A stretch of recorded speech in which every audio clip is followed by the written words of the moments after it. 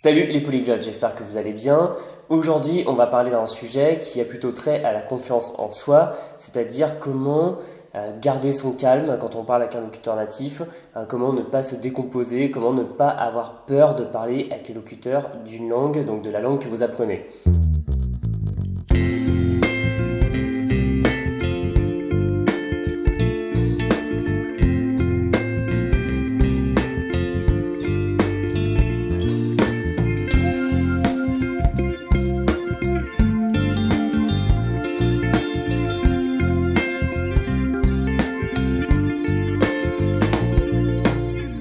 Aujourd'hui, je me trouve à Haïfa, toujours en Israël. Donc, j'ai fait des vidéos à Tel Aviv, puis à Jérusalem, et après, je suis allé près de la mer Morte, puis après à Eilat, qui est tout au sud du pays. Après, je suis remonté, donc on a pris un car qui a mis plus de 5 heures. Après, il a fallu prendre un autre bus parce que Haïfa est très étendu.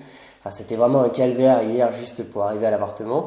Alors, Haïfa, ça se trouve donc dans le nord du pays.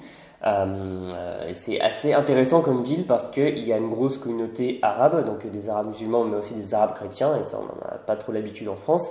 Mais donc c'est intéressant de voir un quartier où il y a donc une population arabe avec beaucoup d'églises en plein milieu.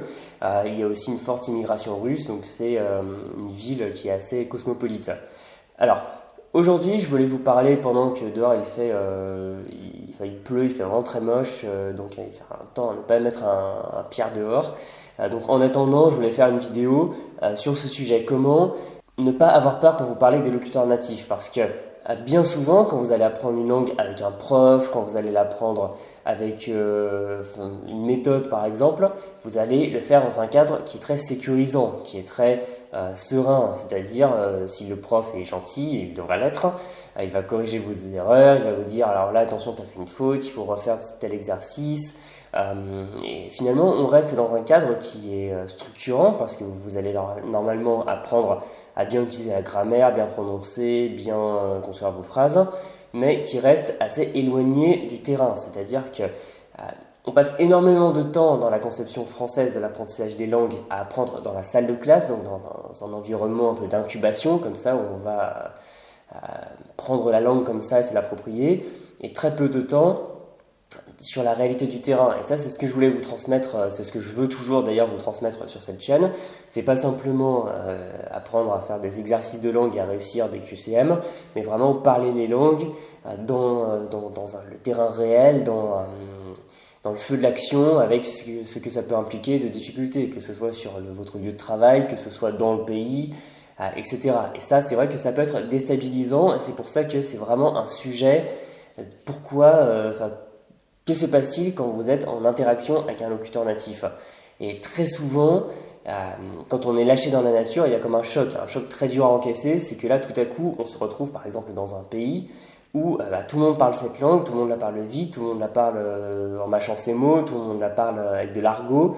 Et nous, avec notre pauvre petite langue qu'on a apprise un peu aseptisée, eh bien, on est bien paumé, surtout quand on est par exemple dans un supermarché ou autre, où tout va vite et il faut parler, on n'a pas le temps de chercher ses mots.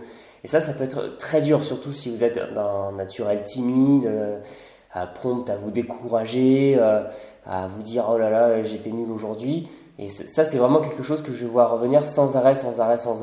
Et c'est pour ça que je pense que ça fait vraiment partie des questions à vous poser. Même d'ailleurs si vous avez plutôt confiance en vous, parce qu'il peut arriver un moment où vous êtes fatigué. Moi, le nombre de fois où j'étais fatigué dans un pays et j'avais l'impression de plus arriver à parler, même français, et il fallait que je parle comme ça avec les employés, par exemple de l'aéroport, d'un magasin, etc. Parfois, c'est pas glorieux, hein, ça arrive et c'est pas grave. Et ça, c'est le plus important. C'est comprendre en fait ce qui se passe dans la tête du locuteur natif et sortir un peu de votre tête à vous. Tout se passe évidemment, vous allez partir de ce qui se passe dans votre esprit et vous demander ce qui se passe dans la tête de la personne que vous avez en face de vous.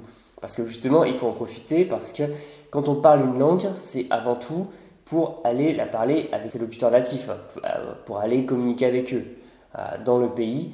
Et justement profiter de cette occasion que je trouve exceptionnelle de se mettre en relation avec d'autres êtres humains. Et souvent, ce que je vois, c'est que quand on a peur des réactions d'un locuteur natif, quand on a peur du jugement, peur qu'on se moque de nous, peur qu'on ne nous comprenne pas, peur qu'on repasse à l'anglais. Et je pense que vous avez déjà vécu ça, vous parlez dans la langue à une personne, elle passe à l'anglais, et même si vous continuez à parler dans la langue, elle va s'accrocher à l'anglais. Et ça, c'est des choses qui peuvent être très décourageantes, les gens qui ne comprennent pas, parfois même des gens qui peuvent se moquer de vous, c'est rare mais ça peut arriver. Et que faire? Et c'est compliqué parce que dans l'environnement où on va parler, par exemple dans la rue, on a moins droit à l'erreur. Parce que par exemple, il y a un client qui attend derrière vous, vous n'êtes pas dans un environnement de douillet comme ça de salle de classe. Et c'est pour ça qu'il est important d'arrêter d'avoir peur d'être nul et vraiment de vous demander ce qui se passe dans la tête de la personne en face de vous. Et surtout, si jamais ça se passe pas bien, si la communication est pas fluide, si vous n'arrivez pas à faire une conversation dans la langue, ne pas vous décourager, ne pas dire je suis nul, je dérange les gens, j'ai un sale accent, c'est pas fait pour moi, il faudra mieux que je parle anglais. Ce qui peut vous amener par exemple à plomber un voyage du point de vue en tout cas linguistique en vous disant bon je parle pas assez bien la langue, je vais parler qu'en anglais. Et ça c'est vraiment dommage parce que là aussi c'est une occasion parfaite de pratiquer la langue en immersion. Et c'est là qu'on arrive vraiment au sujet de l'empathie, parce que l'empathie c'est important, c'est essentiel même dans les langues, parce que voilà, je reprends cette citation, bon, elle revient tout le temps, mais elle est vraie de Nelson Mandela qui dit que quand on parle à un homme dans une langue qu'il connaît, on parle à sa tête, et quand on lui parle dans sa langue maternelle, on parle à son cœur, tout est dans l'empathie. Et je peux vous assurer que si vous sortez un peu de vous-même, qu'est-ce qu'on va penser de moi, est-ce que je vais bien prononcer ce son, est-ce que je vais pas faire de faute, et que vous allez plutôt vous positionner, vous mettre à la place de la personne à qui vous parlez, je trouve que ça débloque énormément de choses. Et par exemple, quand vous parlez avec un ami locuteur natif, un partenaire linguistique, un tandem linguistique, par exemple sur Skype ou sur WhatsApp ou en présentiel, eh bien, au lieu de vous demander qu'est-ce qu'il va penser de ce que je vais dire, est-ce qu'il va arriver à comprendre, eh bien, demandez-vous plutôt quelles difficultés il va rencontrer lui, comment faire en sorte déjà de rendre votre expression la plus compréhensible possible. Mais aussi, par exemple, si vous faites un échange, je ne sais pas, anglais-français et français-anglais, cette personne, eh bien, si elle apprend le français, il y a de fortes chances, même si elle a un niveau plus élevé que vous, qu'elle rencontre des difficultés en français, qu'elle ait du mal à prononcer certains mots, qu'elle fasse des fautes, que parfois elle doute d'elle-même aussi. En fait, en se projetant là-dedans, on se dit, ouais, mais la personne qui est en face de moi, c'est un être humain normal, et cet être humain, parfois, il peut aussi avoir des problèmes, et je ne suis pas le seul à avoir l'impression de faire un chemin de croix en essayant de parler une langue. Finalement, ça dédramatise énormément la situation. Et de la même manière, quand vous parlez avec un locuteur natif dans le pays, eh bien, s'il ne comprend pas du premier coup, c'est pas forcément grave, parce que ça peut être parce qu'il y a du bruit ambiant, parce que il n'a pas compris, ou simplement qu'il n'a pas écouté, ou qu'il est fatigué, ou alors s'il a l'air de mauvaise humeur, c'est peut-être qu'il a eu un problème à son travail. Bref, c'est pas forcément vous qui êtes en faute. Et peut-être même qu'il n'a pas l'habitude d'entendre des étrangers s'exprimer dans sa langue.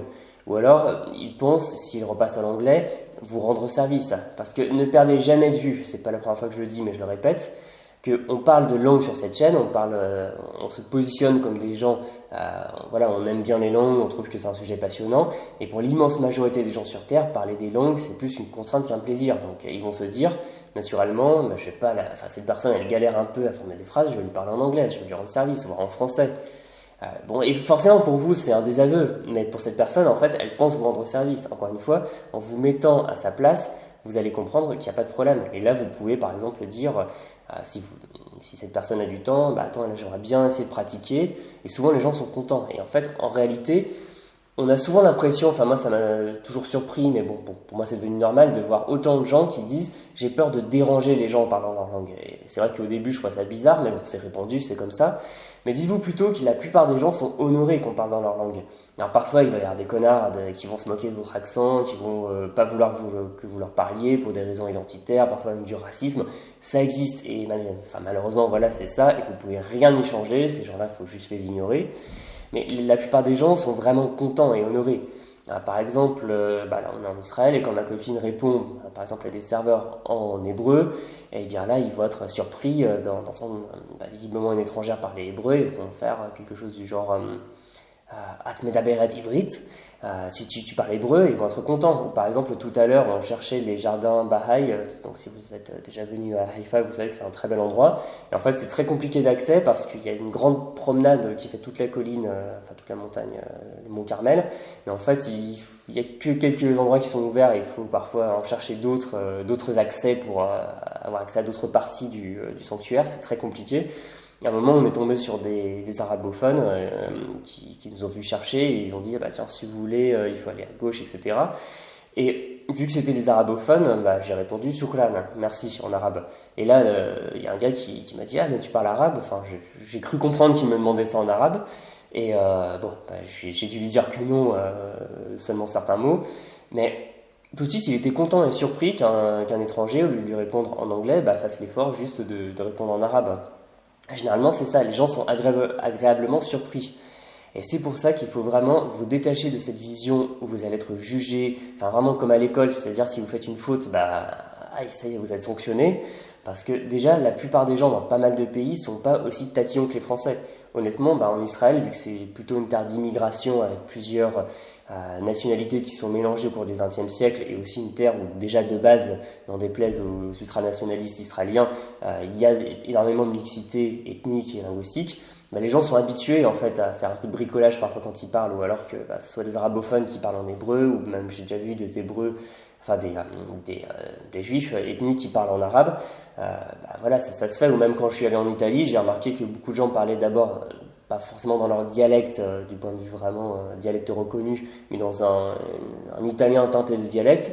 Et quand ils parlaient entre eux, donc dans plusieurs régions, ils ne s'attendaient pas à parler un italien standard parfait.